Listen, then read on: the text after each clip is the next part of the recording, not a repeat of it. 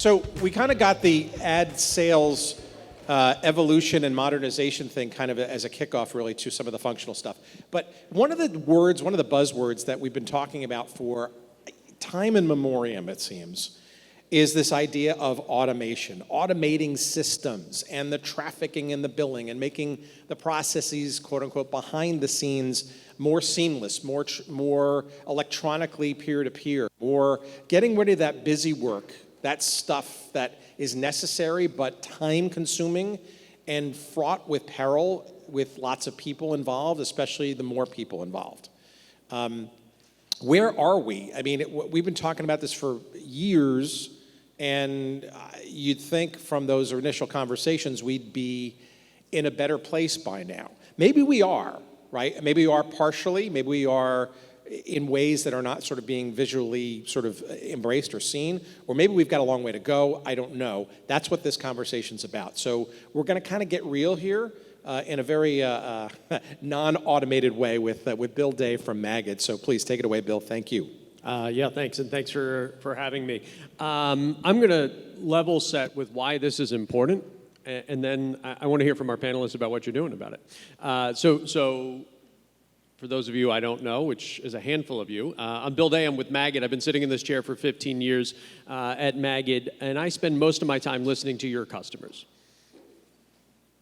Whether those are the people who consume the products you put out or those are the folks who buy advertising from you, I spend most of my time listening to what they think about you and about what they think about your business. And before I got here, I sat on your side of the table. So I spent 6 years on corporate at what was then Gannett, is now Tegna, and 5 years at Tribune. And so I'm personally familiar with these pain points and these challenges that you're dealing with. But let's talk about why this moment's important. I don't know if any of you have noticed, but the world changed over the last 4 years. We went from ordering pizza on Thursday night by picking up a phone and having a 15-year-old take your order and ride it over on a bike, and maybe the pizza was right, maybe it was wrong, it doesn't really matter, to having a world where you can see when the pizza goes in the oven and Panera will track your order to your door moment to moment for a $15 transaction. So the question I'd ask is, what's the experience of buying media like from you 4 years later?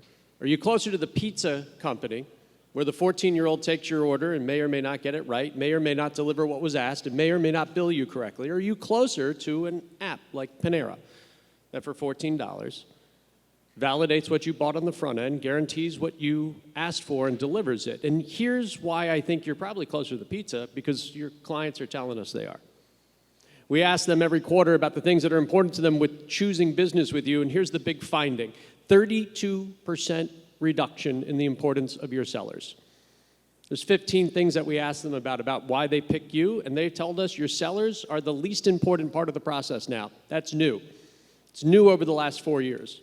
And so the question I ask to the panel is, in a world where everything else around us has become more transparent, easier to navigate, easier to see what I'm getting and hold people accountable for what I asked for, where are you? Where are your organizations in a world of increasing automation? Where are you playing in that space, and how have we made the process easier for buyers and sellers alike? So let's start with a round of introductions, because I think lots of us know each other. But Brett, let's start with you down at the end, and start by level setting what you guys are doing at Nexstar.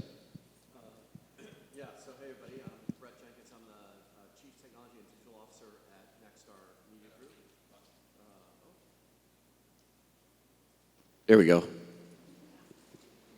Excellent. Proximity effect. I'm Brett Jenkins. I'm the Chief Technology and Digital Officer at Nexstar Media Group. What we're going to do, according to the 50 or so daily spam emails I get about generative AI, is we're just going to drop generative AI in and everything will be done and I'll retire. Look, what I've sort of thought about the ad sales process for a long time is we've sort of viewed the market in these three different sectors, and I think it's true today, just like it was 15, 20 years ago. There's going to be people who say, I want you to do it for me. There are going to be people who say, I want you to do it with me, and there are going to be people who say, I want to do it myself. And we don't see that changing. Maybe the percentages kind of change, but we still kind of view the marketplace in that way. And so I think our challenge is to be able to deliver systems, automations, processes, connections with our company that sort of satisfy those three market segments. I do think we have a long way to go in terms of that last segment of I'm going to do it myself. I think some of that is not necessarily just purely a technology problem, which is sort of where I focus my time. It's more process, inertia. Quite frankly, I think there's a lot of value capture in our industry that's made by inefficiencies. And so there's some rationalization that has to happen, and that somewhat takes time. But again, our approach is kind of trying to swim to that. We'd like to be able to literally put the shingle out, have the app, and I love the pizza analogy because we used to have a digital OMS that my team built 10 years ago. As the pendulum has swung between sort of build your own system, buy a system from a vendor, build your own, we've all kind of done that. Kurt's nodding and laughing at me. But we had an internal system once, and that was one of the first things I told the team was, hey, I need a pizza tracker. And they were like, what? I said, the Domino's pizza tracker, can't I just look at a campaign and have a pizza tracker to show me? And so we built one of those, right? So again, these things are not technologically difficult to deliver on, but again, it's sort of bringing the right solution to the marketplace at the right time for the right clients, because you are going to have clients that are they live in these different buckets at any given time. And you're the closest to a real-time seller on this panel of folks who spend our time pontificating. Where are you guys? Because you're in a very specific slice of that customer group. I just told Al, who was the token tech representative on the last panel, that I am now the token sales representative in a tech conversation. So Ann Heiler, I'm president for Locality. On the broadcast side, we have two sides of the business, both streaming and broadcast. But I think the most important piece here is in all AI, in all of this conversation of what is tech and what does the customer need in the tech world, what does sales become? What does it mean to be a salesperson? And we talk a lot about that at Locality specifically because I think there has been an acceptance, and Locality focuses on national brands that need to get into local. So we've accepted in the national brands world that there's a convergence, there's a very consultative conversation about data and outcomes and what does a national content provider offer to a national brand. And so there has been a tremendous convergence of conversation. Where does local sit for that? And specifically, where do national brands have that consultative sales approach to reach the local rich content that many people in this room are participating in? And how does tech help us do that? And then where I felt Melanie's panel right before this was so interesting is how do you transform your sales to do that? And what does the brand or the agency want in that? So that's really probably more questions than answers, but that's where Locality is. Yeah, and that's a good setup, Frank, because as we look at the group here, right, your organization sits at the closest intersection of kind of both that national scale, national reach, national brand, and then local sales. Not that we don't all have a national footprint, but sitting at NBC, it's a different footprint, right, than what some of the other folks here are dealing with. How does that manifest inside your organization? Yeah, so specifically for my group, so I'm VP of Ad Tech Strategy at NBC Universal. Our group is responsible for what we would call the pitch to pay workflow, right? So from the point of going to market all the way through generating an invoice. And our group looks at national, local, TV, digital. We really look at the entire footprint. So sure, from a sales perspective, but from us, from a tech product perspective, we're trying to find the commonalities between each of the businesses and identify those deltas and see what can we do from a buy-sell transaction perspective, from a go-to-market strategy perspective, like how can we bring them together and our group's priority is laying the foundation, right, which is the tech stack. And then from there, we can start driving some business decisions. And so, Kurt, you're last here, which means you get to take any of those points and pivot against them. But you guys are in a similar position to many of the folks here, where you've got national reach but local brands. Where are you all with automation? I know you've been running hard and fast at that. Good morning. Yeah, so my role is I oversee all of technology at Tegna, which in many ways is a great vantage point because you can connect the dots, right? So our history, and I've been here about 5 years. We had 4 different integrations of we had some Tribune stations, Nexstar stations. So our first challenge was really trying to build consistency, right? One of the mantras, and Melanie's my partner in crime here, is we said you're either consistently right or consistently wrong, but you need to be consistent, right? And so we've started with that kind of sort of top level. And then, we certainly there is, you call it pitch to pay, we call it prospect to pay, and we look at that whole cycle. But, there's some observations that came out of it, which is to make the life of your salesperson easy to sell, they rely on research, they rely on programming. And what we found was those decisions are so distributed that it actually makes the sales process much harder, right? And then it increases the round trips between us and the customers, right? So early on, we did an analysis that showed that for every order coming in, there was already 40% make goods from day one because we had sold things that were not on the schedule, right? And so we've spent a lot of time automating, right? Both, and I use the word automate largely as it's got an organizational component, it's got a process component, it's got a tech component, but you bring all of those together. And so while we have not made tremendous progress between us and the agency side of the house, we've certainly have made a tremendous progress internally on trying to streamline that, because ultimately, you want your sellers not to be what I use, chained to your desk, but actually in front of customers.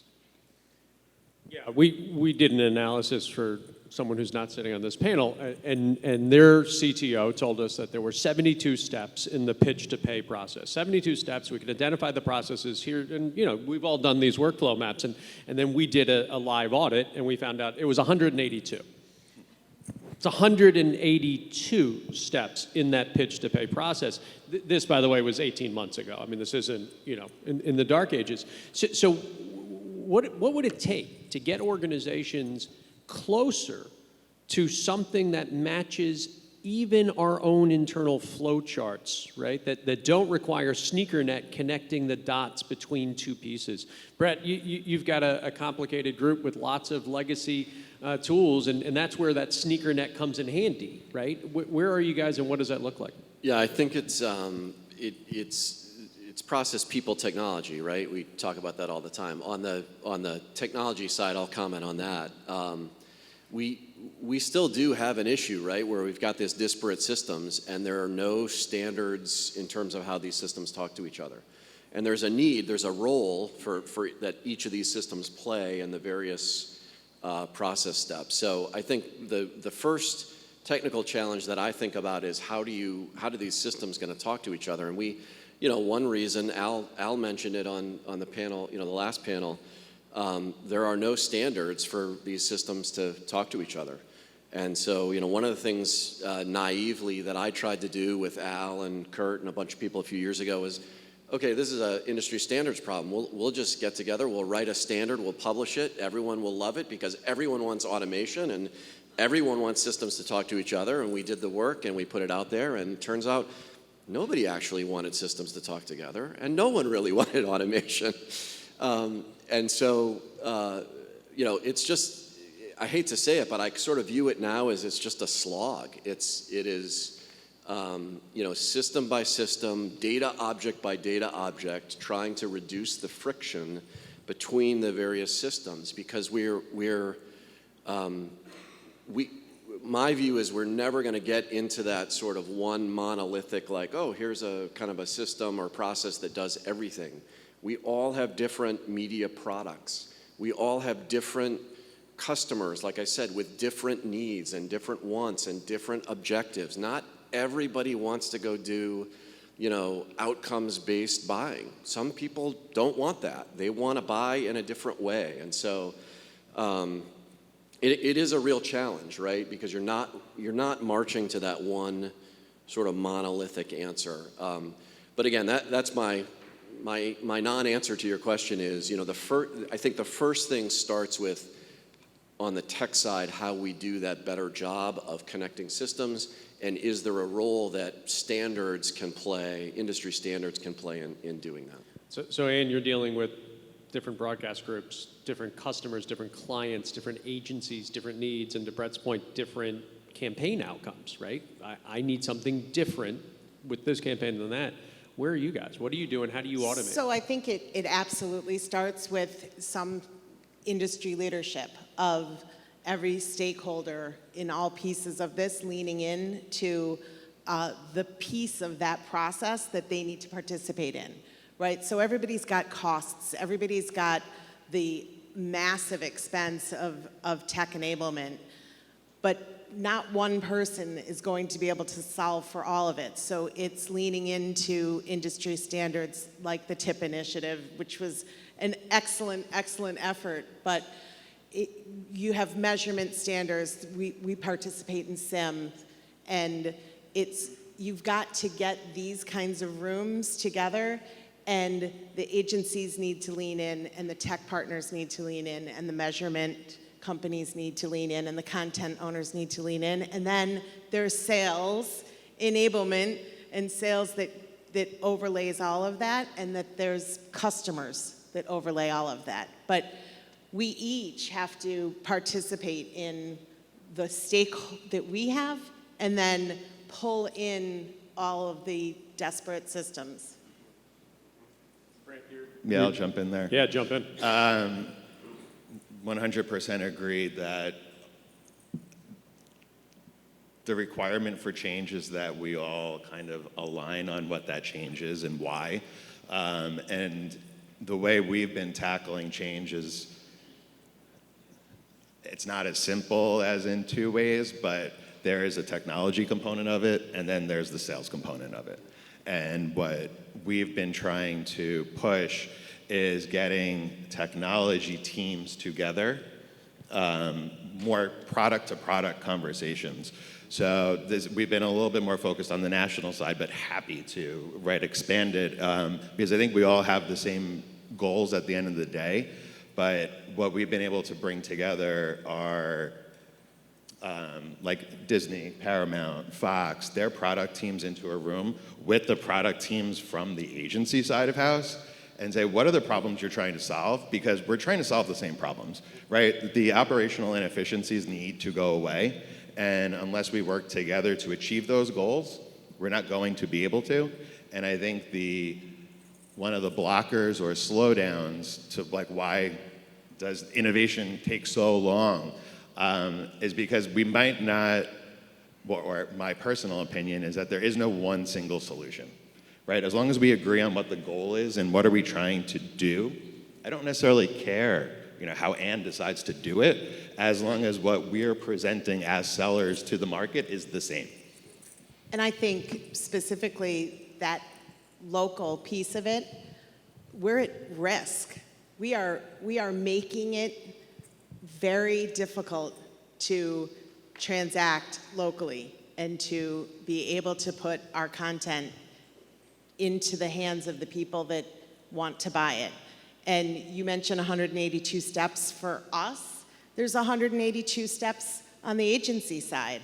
And we are naive if we think they're not putting themselves into decisioning that avoids having to take those 182 steps.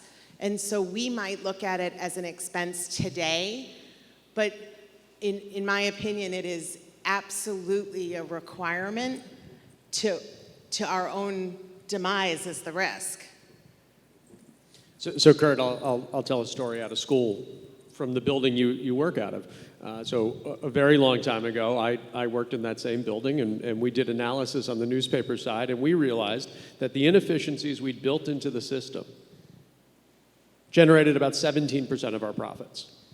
About 17% of the profits, this is 15 years ago, Inside Gannett, the largest newspaper publisher in the world, generated 17% of the profits. And we made a strategic decision to keep the friction high because it kept our friction and our pricing high. Now, we were hoping we could pivot faster. That didn't work out. I don't know if anybody's seen Gannett stock lately. It's probably not a good buy. But where does that leave organizations like yours, right, who are in a similar position? I don't know what the percentage is, right, but there is some value, Brett, you talked about this, to the inefficiencies that live there. Where do you go, how do you move, and how do you move fast enough that we don't get displaced? Yeah, I think this is, we talk about TIP, and Brett and I have talked about one of the things, it was similar realization inside of Tegna is, everyone focuses on, how do I automate the back end of the make good process? And frankly, when we looked at the costs internally, we're like, that is not where we want to spend our effort. We'd be much better served if we could make our sellers more efficient. Right? And that, in some ways, that's a tax. You say, well, I'm willing to pay that, but can I get improvement on the other side? Right? And to us, the profitability is on the other side of the equation. So I think every organization is going to have to take a look at what makes the most sense for them and what do you pinpoint, right? And I agree with you a lot of times, friction is self-induced, right? So one of the things we've done is we look at, how many spots we change 24 hours before air, right? And the question is, why are we doing that, right? Because it creates havoc in the downstream process for us and for everybody in the ecosystem. And then we put a process in place to say, is there really a rationale behind it? Because, again, my belief is if you reduce the friction on your side, you reduce the friction on, across the ecosystem.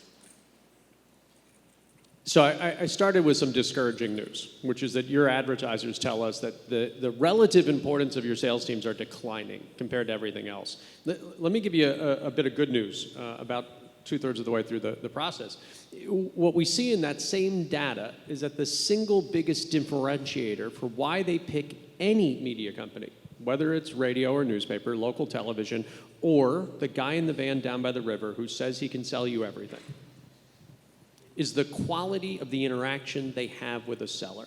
So talk to me a little bit about how your current automation efforts are designed to free up your sellers to do more of the high-value work that we count on and less of the low-value sneaker net, swivel chair, paper-pushing work that we're requiring them to. What's that look like inside Tegna now, or what does it look like over the next couple of weeks?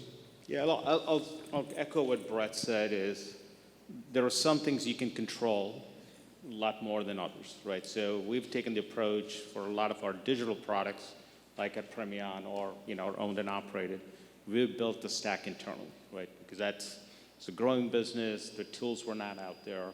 So we have a lot more control, and that's basically we're very efficient, right? We've built the kinds of automation between us and agencies, we can enable them. And so you take advantage of that. In places unfortunately, in linear, a lot of the providers don't have those capabilities. So you try to do is build around it to make information accessible to sellers. Right? So I think, Al talked about data marts and things like that.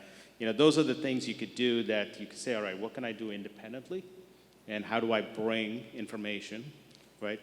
And then the other example I'll use is, we talk about programming, and right? It was an early observation, and Ann will relate, when we insourced national sales, until we insourced that function, we had probably 6 months of programming in our systems, right? Well, national is selling 12 months, sometimes 18 months out. And so we had to rechange our process, say, how do you retrofit your processes and your systems? And that required investment because the tools we had were not capable of churning, right? So those are the kinds of things we've been thinking about as you say, all right, let's make it easier for our sellers.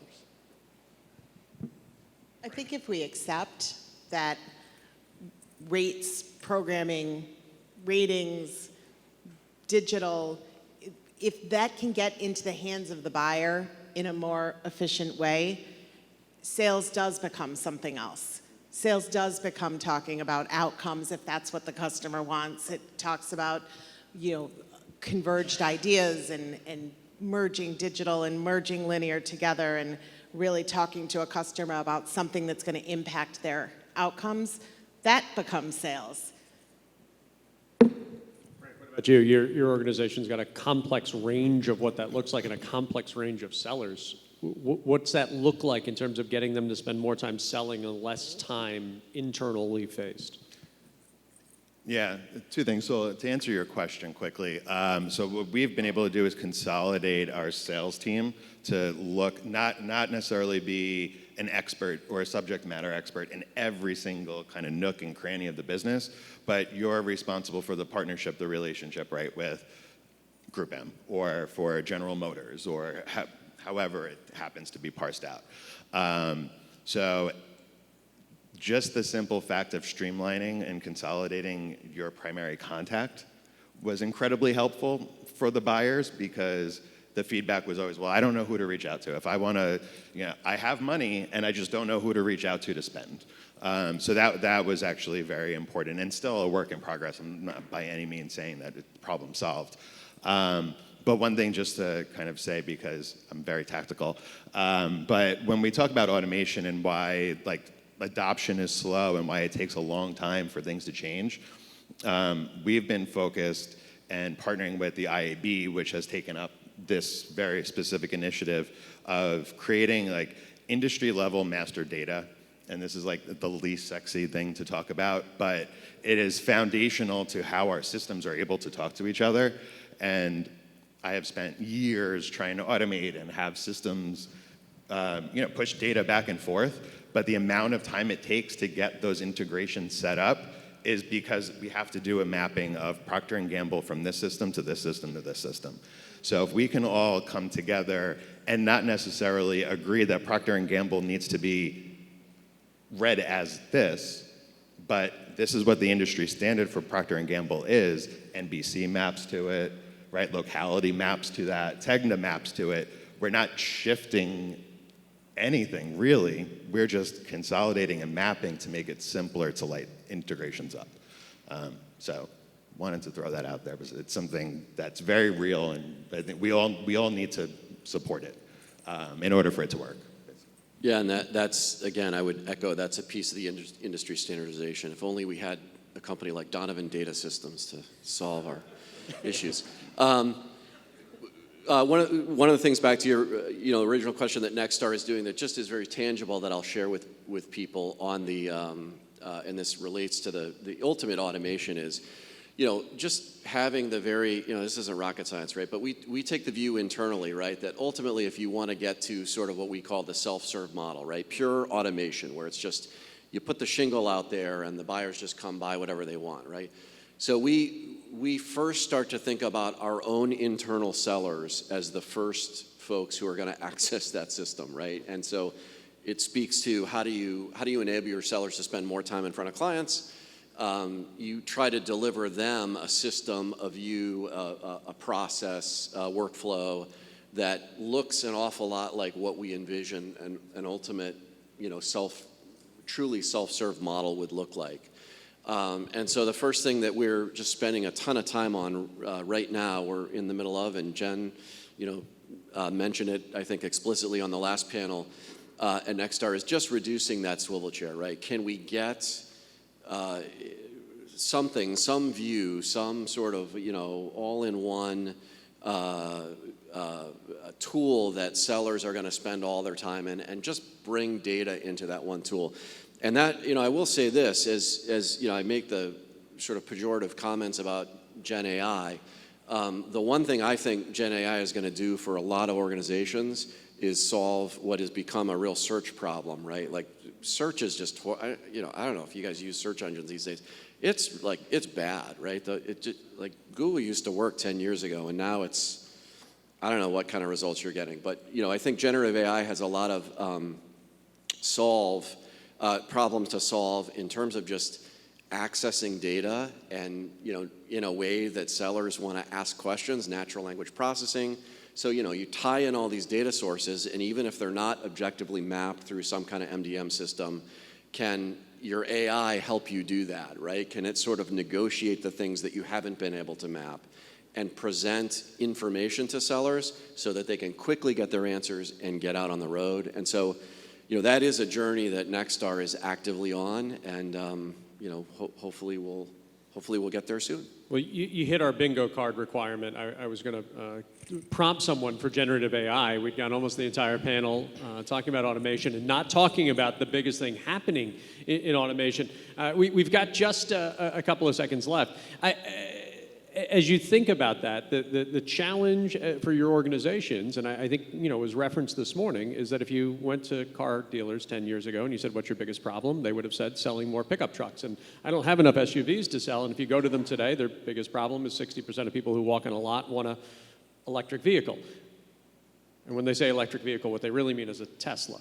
Right? And so how do we think of that as an organization? How do we think of that as an industry where our clients are showing up and saying, what I really want is a disruptive video ad delivered in front of content that people wanted to watch so I can change their behavior, and I want to do it easy and fast. The challenge, I think, we had a question from Peter earlier, is are we going to be able to move fast enough to get there? So we got 5 seconds left. What do you think? Can we move fast enough as an organization, as an industry, to get to where our advertisers expect us to be? I can jump in. I say yes, and I think I would argue that we're already there, and there has to be some kind of middle ground with buyers, because we're able to generate, right, an AI-informed media plan. The media plan gets back to the buyer, and the buyers themselves have reasons why I don't like this media plan.